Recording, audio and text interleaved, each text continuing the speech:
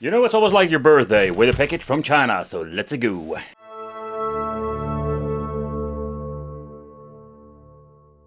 There are many cool looking mini PCs on AliExpress with a great specifications list. But while you're looking inside the box, this thing doesn't have a very cool casing. It's just a little bit too basic for my taste. But it doesn't matter. What it does matter that it has enough power to run all of the games. What I do like about it, it comes with a very heavy the price tag, but also a very nice enclosure. In here we're going to not find a lot of, basically, here we do have the manual itself, but there's just some basic manual with some general explanation how everything works to power it on, the BIOS and all that kind of stuff. Then of course in the extra box we're going to get ourselves the power supply and an extra cable if you want to attach an extra SATA cable. But inside the package itself we're going to get the mini PC. Where this thing doesn't look that super fancy, there are all kinds of cool models out there. This thing weighs really heavy. And I must say, when it comes to the overall enclosure, I think I'm going to like this even more than all the fancy ones I've seen before. Then of course the manual itself explains everything, how you need to get into the BIOS and all that kind of shenanigans. And inside the box, we're going to get ourselves another box. And there we're going to get ourselves the power supply and all the necessary cabling. For example, if you want to implement an extra SATA drive, that is possible, or we're going to get at least a cable for it. Then we're going to get another cable for power. Here we're going to get another SATA cable. And here's the power supply, and that's absolutely a very heavy, nice quality, beefy one. And let's check out what we're going to get with this. And this is going to be 19 volts. Well, let's do a quick unboxing when it comes to the mini PC. There are a couple of different versions they are selling when it comes to the enclosure. But on the picture this thing doesn't look that great, but in real life, man, this thing is heavy and it looks great. So when it comes to the connectivity and the ports, let's talk about that first. At the front we're going to get ourselves a very nice clean look. But with the clean look we do have ourselves a headphone jack at the front, then the on-off switch and two USB 2.0 ports. With the connection at the back, there we're going to get a lot of options. So first of all, we're going to get ourselves here the input for the power supply, then an RJ45 Ethernet, 4 USB ports that are 3.0, 2 normal HDMI connections, and Type-C in display port, and here at the end, we're even going to get ourselves another 2 2.0 USB ports. Okay, it's time for the specifications. The Intel Core i9, the 10th generation, also known as the Comet Lake, with a max TDP of 45 watts will be inside of the machine. Next up, the mainboard. There's not a lot of information about it, who made it or whatsoever, just says and it comes with a PCI Express 3.0 bus connection.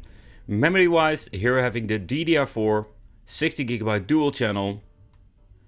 More information about it is actually the DDR4 3200, and this device seems to be having an option for 4 slots, where 2 of them have been filled, and it runs at 600 MHz.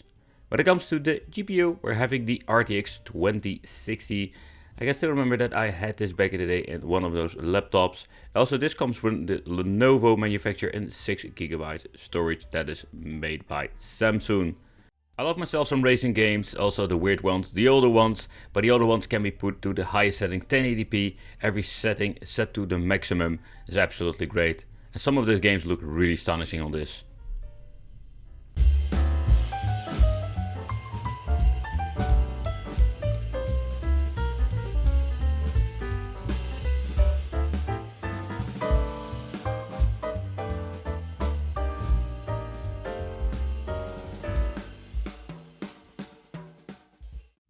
Starting off with some Crash Bandicoot, and this game runs on 1080p, full speed, and all settings set to high. What have we got?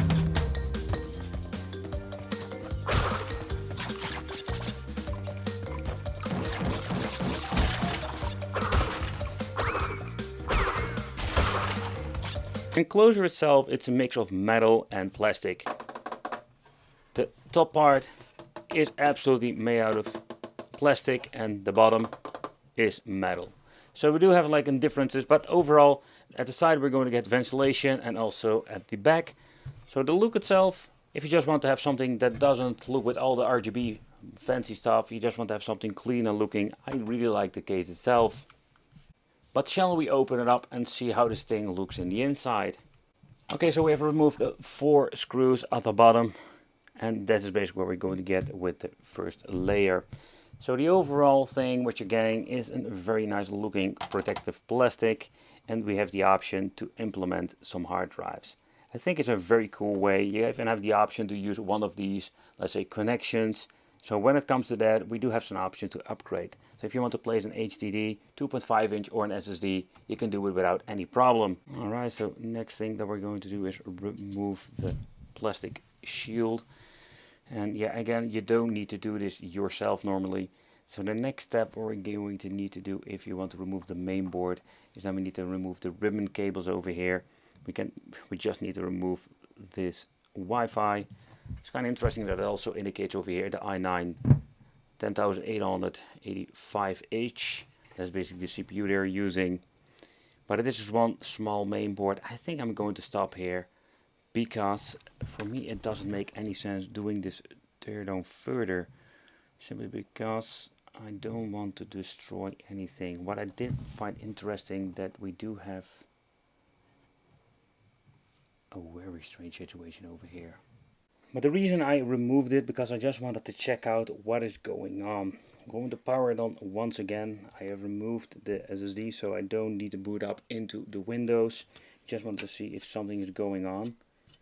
Both of them are spinning freely, so there is no weird stuff here.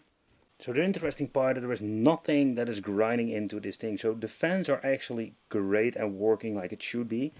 So I'm happy. I'm very glad with this. The question remains, how can we fix this issue? I think what is maybe an option that this cable that is going all the way underneath, that was just grinding in it. That was just getting into my fan.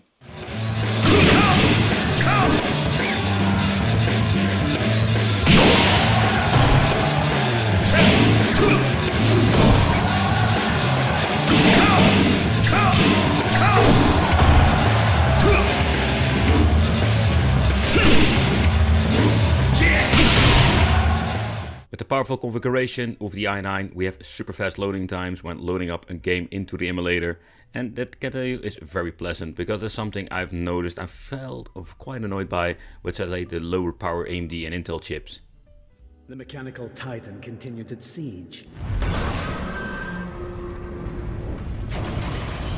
But a miserable pile of secrets.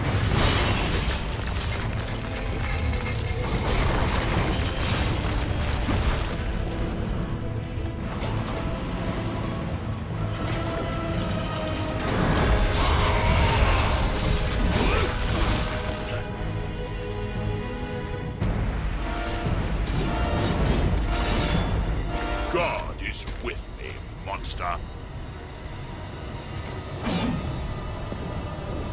That will be your ruin.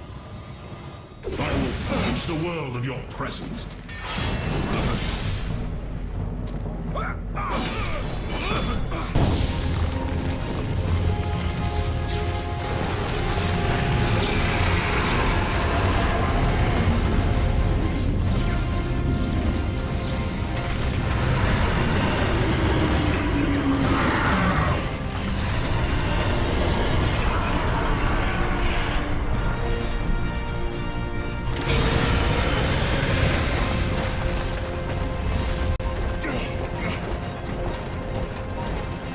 So with God of War, I've noticed that it did struggle a little bit when putting this on the highest setting, 10 times resolution, everything maxed out. But getting into the game further, didn't really notice any problem whatsoever. Also, God of War is very demanding, so even if this is a problem with different games, you can just have overall great performance. On my mark! Fire! I must...